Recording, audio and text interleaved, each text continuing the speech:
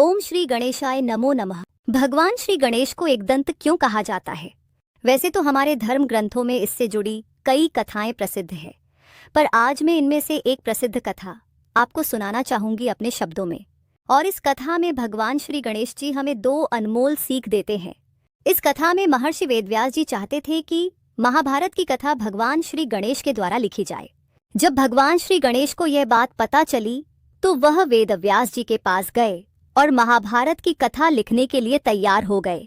वेदव्यास जी भगवान श्री गणेश जी से कहते हैं कि मैं इस कथा के श्लोकों को बिना रुके बोलता रहूंगा, बस आप इन्हें लिखते रहिए।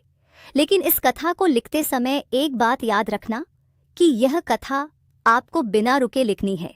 भगवान श्री गणेश जी इस बात के लिए राजी हो गए और कथा लिखने के लिए वेदव्यास जी के पास बैठ गए। ये कथा इतनी बड़ी थी, लिखते लिखते अचानक से गणेश जी की कलम टूट गई। तो भगवान श्री गणेश ने बिना देरी किए अपना एक दांत तोड़ लिया और उसी को कलम बनाकर महाभारत की कथा लिखने लगे। इस कथा में 18 अध्याय थे और उन 18 अध्यायों को लिखने में भगवान श्री गणेश जी को 18 दिन लगे। इस महाभारत कथा का आखिरी श्लोक बोलने के बाद महर्षि वेदव्यास जी देखते हैं कि टूटी हुई कलम एक तरफ पड़ी हुई है और गणेश जी अपने टूटे हुए दांत को कलम बनाकर महाभारत की कथा लिख रहे हैं।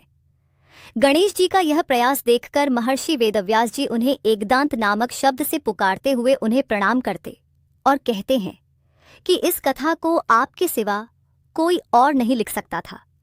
दोस्तों, ये कहानी हमें सिखाती है कि अगर हम किसी काम को करने का निर्णय करते हैं तो उस काम को हमें तब तक करते रहना चाहिए जब तक कि वह काम पूरा ना हो जाए। चाहे उस काम को करते समय कितनी भी मुश्किलें आए, हमें बिना रुके उस काम को एक नई उमंग और विश्वास के साथ करते रहना चाहिए।